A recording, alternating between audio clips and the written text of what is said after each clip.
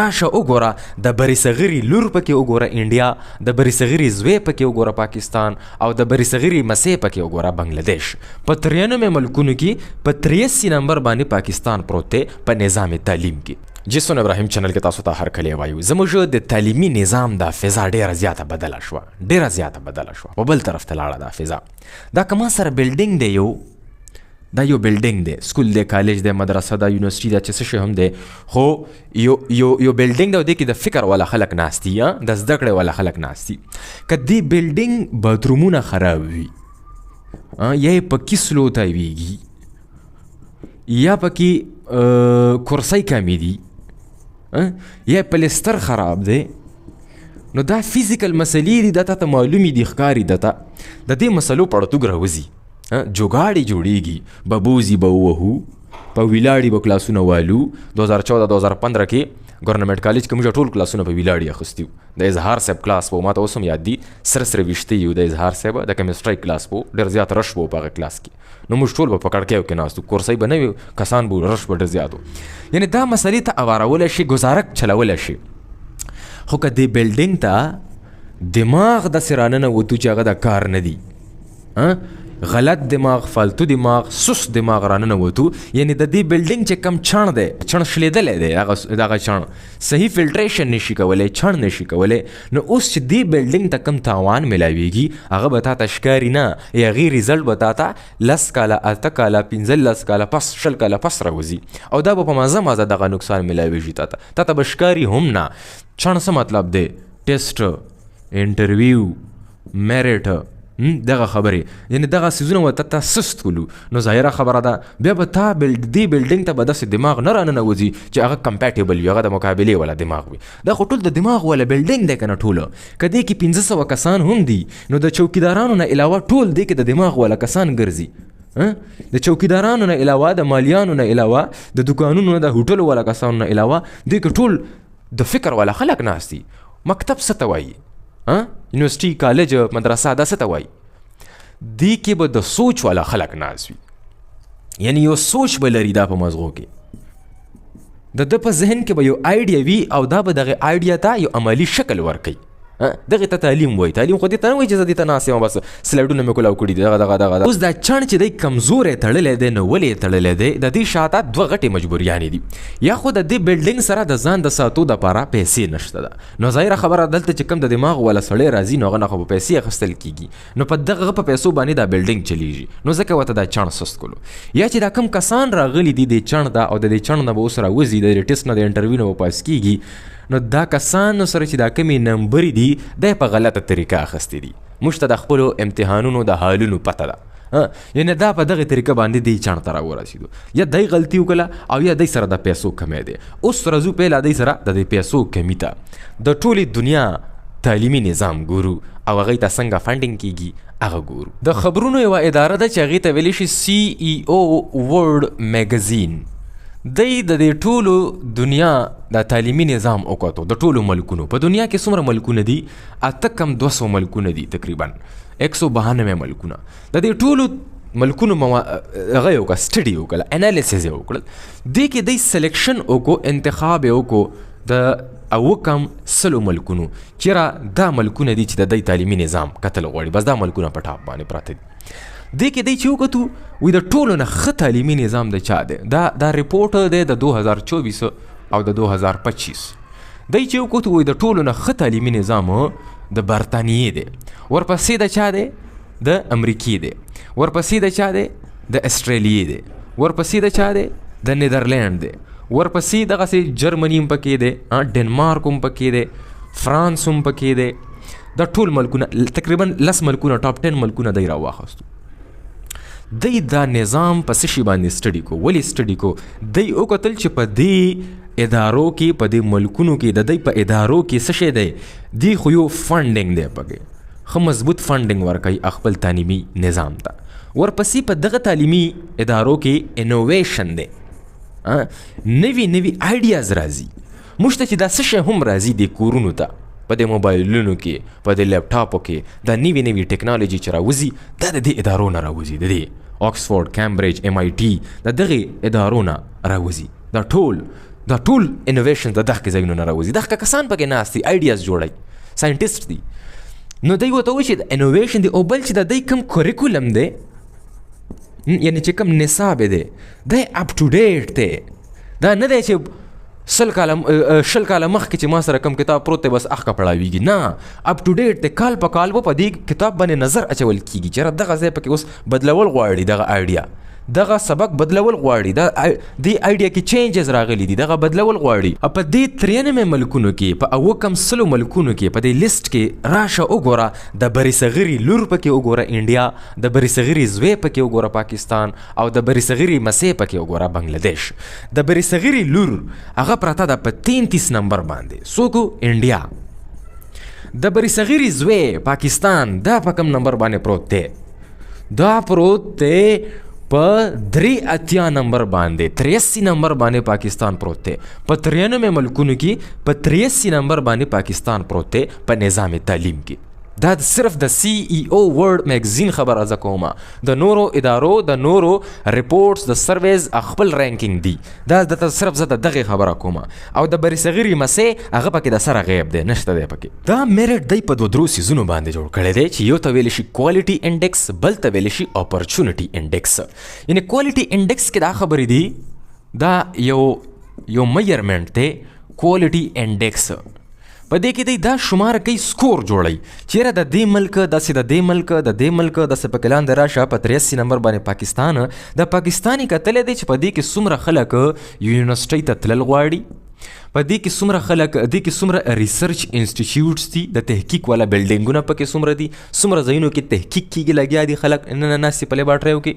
ښه، دغه انسټیټیوټس ته، دغه یونیورسټیانو ته څومره فنډینګ کېږي، پیسې ورته څومره ورکوي حکومت، او دوی چې دا کم سبق وایي، چې کوم سبق دی وایي په یونیورسټۍ کې، دا چې کوم نصاب پړاویږي، نو دا په دغه د ملک په انډسټرۍ باندې، د ملک په کمپنیانو باندې، او د ټولې دنیا په انډسټریز باندې څه اثر غورځوي او که نه غورځوي.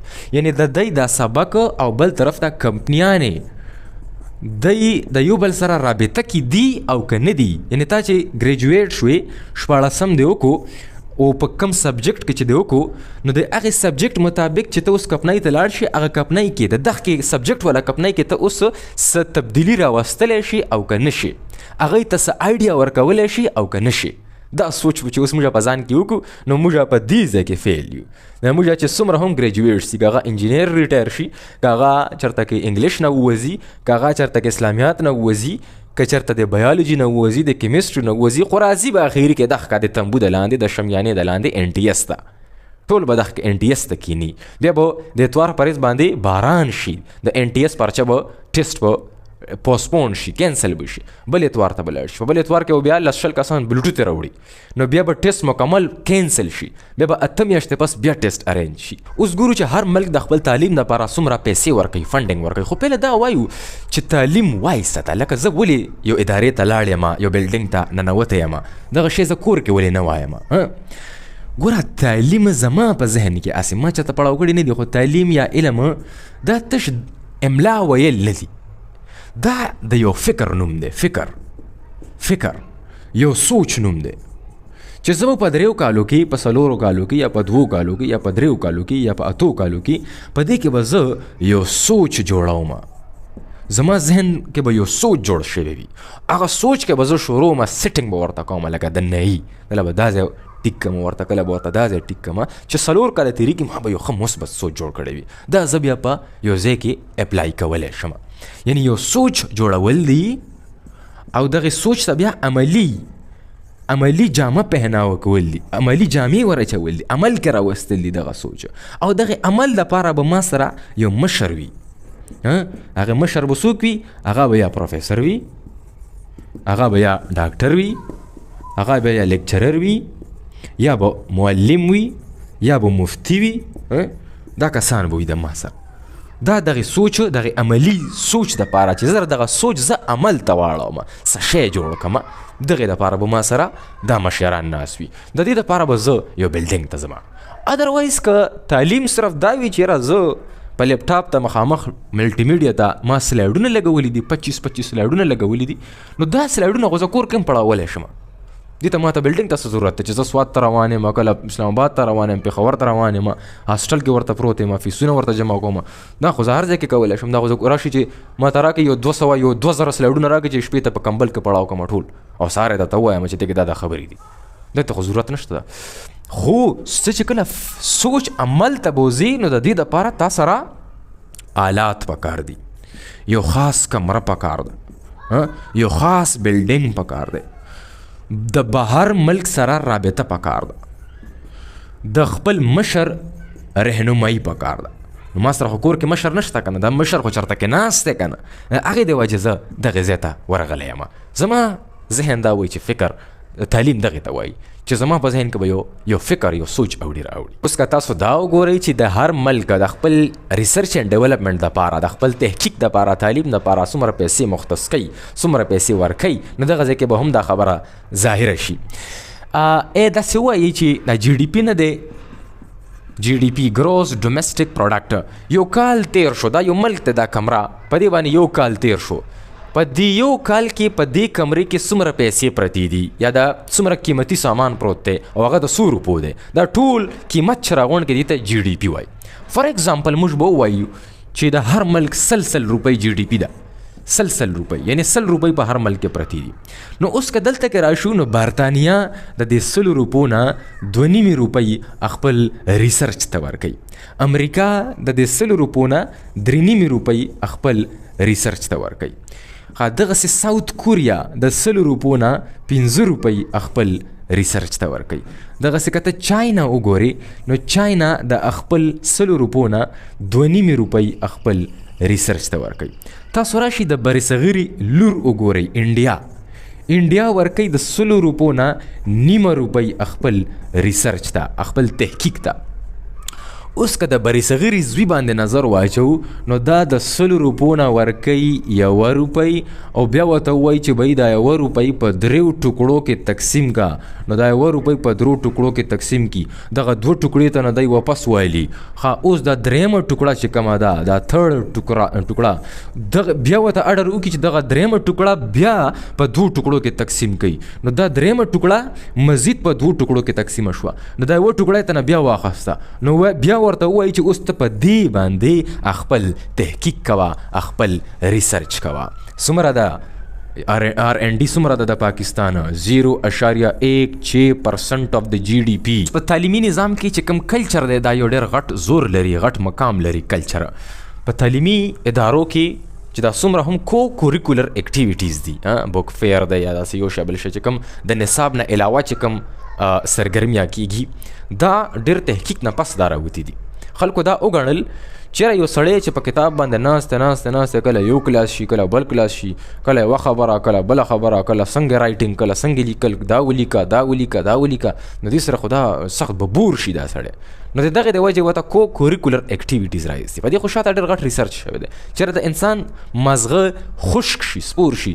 زه هم تاسو نه کله کله غیب شم، هم د دغې دپاره چې تاسو په خپلو موبایلونو کې لیپټاپو کې زما نه بغیر څه وګورئ. هر وخت یې درته زه بوتاړ راوباسم 8 بجې د ماسخوتن، دې نه خو تاسو بیا تنګېږئ. زه د دغې د وجې لغونې فنا شم چېرې تاسو مزغه لغونې ریفریش یا یې سره زه په خپله لغونې ریفریشمنټ وکړم.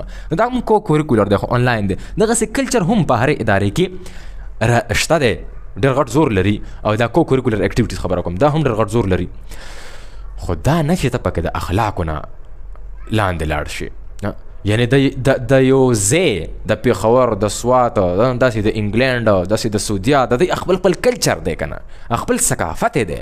هغې ثقافت کې به اوسېږي. دا نه چې زه اوس کچې کې روان شم بهر بازار ته ووځم. تاسو چېرته کې ولیدل چې په امریکا کې، په لندن کې، په ایټلي کې، په جرمني کې جینکۍ د ټوپۍ بورکې اچولي وي هغه انګریزانو؟ ای خو نه اچوي زموږ، ای خو زموږ ثقافت نه اپناوئ، ګیام ورته نه اچوي. یا مو چېرته کې ولیدل چې د واټسن خوریه 400 والې کېړۍ اچولي وي؟ چاته اچولي دي 400 والې کېړۍ؟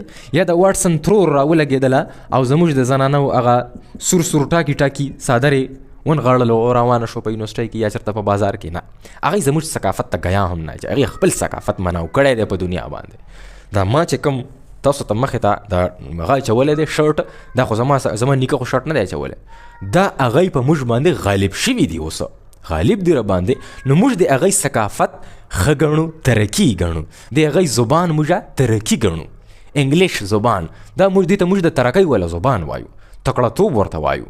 خپل پښتو کړه نه هیره وي خیر ده، هیڅ خبره نه، ما نه میره ده، تاسو ټولو نه یره ده.